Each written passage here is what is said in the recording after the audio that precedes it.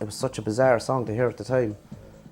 It just suited the moment and that time. For me, anyway, I think it was a unique song.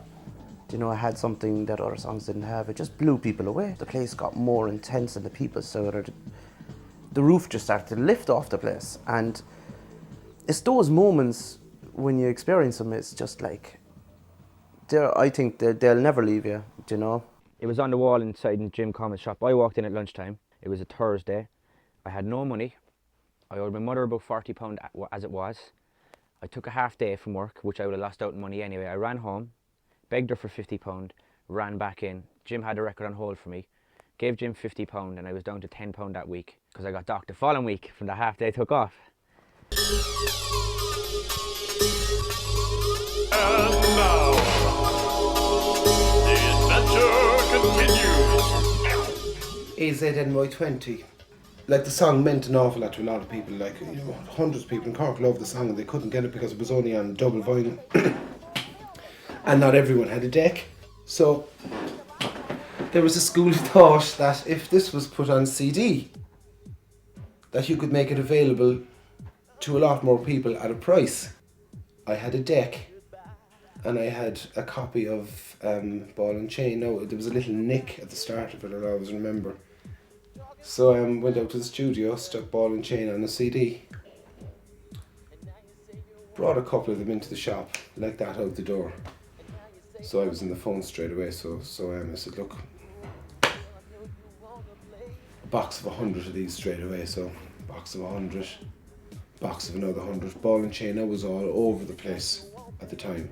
What happened then, of course, was other people were seeing it. People who wouldn't be used to the ins and outs of the underground record world, and that's how I'd put it. We're just thinking, oh, the CD with Ball and Chain, oh yeah, I'll go in and buy that in the record shop tomorrow, it must be available.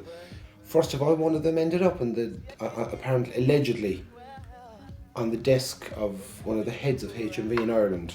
Then, one particular Saturday night, came home from work, and myself and Katrina were in the kitchen making dinner at the time, and I remember this guy Mickey Mack used to do the dance show on 2FM on a Saturday night. I used to do it 7 until 12 or something like that. I remember I was standing in the kitchen, the radio was on, and the next thing I heard Ball and Chain coming on. The next thing I heard the nick, the kind of tick tick. I was going, Jesus Christ, that's one of ours. So I was starting to panic at this stage. You know, I was saying, this could be rope, you know, here. So then, the following Monday or Tuesday, I was at work and I was talking to a friend of mine who was working for the company that would have distributed Azuli in Ireland.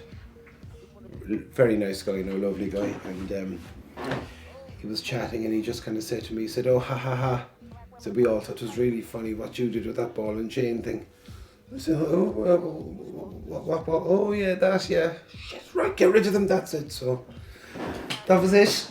Yeah, that was, but we were providing a service that wasn't available at the time, you know, and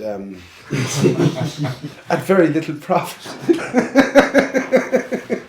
And I remember it got an instant, not the first time, but the second time you played it. It got an enormous reaction, and it was like, I don't know, like, because it's not very obvious. you know, it doesn't have an obvious breakdown, or it's not a big drum roll. As far as I'm aware, it's like it didn't make anything resembling that sort of impact. I think actually Azuli actually pressed it up again on the strength of Cork. Yeah. They ran off another 500 or 600 copies just to their label, because they were just like, why? And they were thought it was for the other mixes, and this is the small little mix on the B side. You know, it's one of those real Henry's things. There's like so many anthems here in Cork, and it's just so amazing and so incredible. And there's no way I could do all of this, so we're gonna do it all again tomorrow, I hope. You coming out tomorrow? That's what I did tomorrow. Come out tomorrow. Oh my God. I have a question. I'm looking right at it. Someone just put Ball and Chain.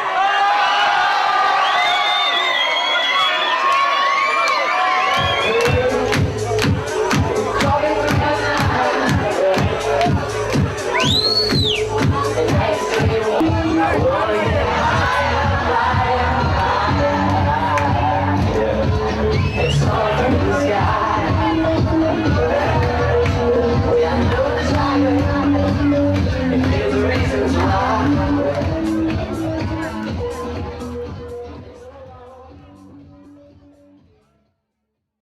You didn't drink the stout at Henry's. You just didn't do it.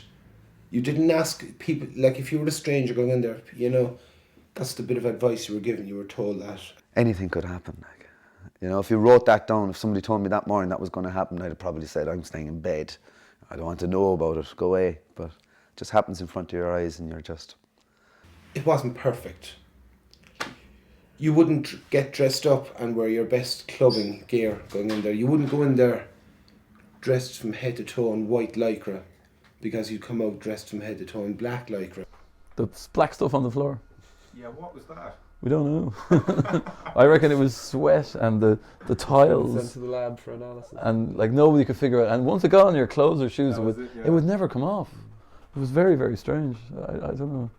Place really didn't get that much of a cleaning. Toilets were definitely ropey. We got a laser down for 2 gigs, Stephen's Night, New Year's Eve. Big old water cool laser. Set it up on the stage, and it had a degree arm of going like that and writing stuff on the ceiling. Brilliant, great.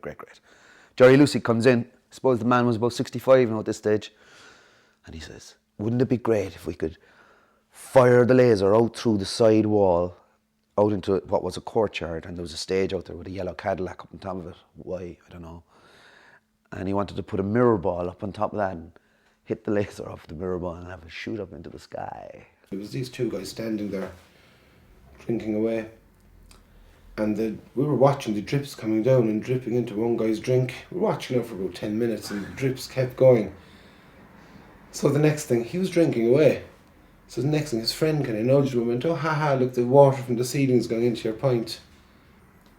So we decided this is when we moved, so we went over and said, "Listen, that stuff that's going into your pint is actually piss." And your man...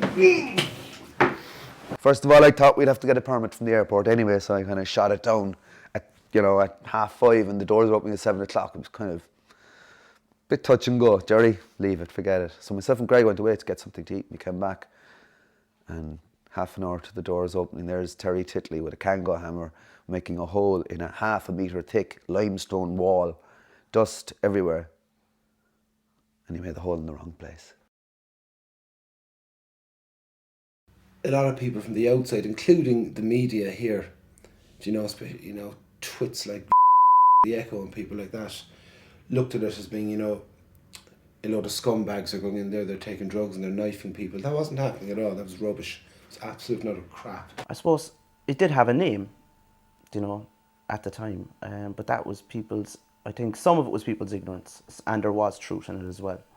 It wasn't as bad as I think people made out to be, because if you went looking for trouble anywhere in Cork, you're going to get it, and if you mind your own business and go into a club, 9 times out of 10 you won't have the trouble that people think you would if you walked in those doors. The thing was that I think that scared a few people was it just brought everyone from both sides of the city together. Our crowd came up from all 4 corners of the arse, like, middle class, upper class, lower class, they all came, and all the badness wasn't to do with one particular group, there were bad eggs everywhere, like, so just trying to weed them out was the biggest hassle. You talk about the trouble that was there. In my experience, the only trouble ever happened outside caused by people who couldn't get in the first place. I've spent many a night in there and I've never actually felt threatened inside there. There wasn't an unsafe, for the most part, there wasn't an unsafe and hostile atmosphere in there. Sure, there was, you'd have isolated incidents, you might have the odd fight and stuff.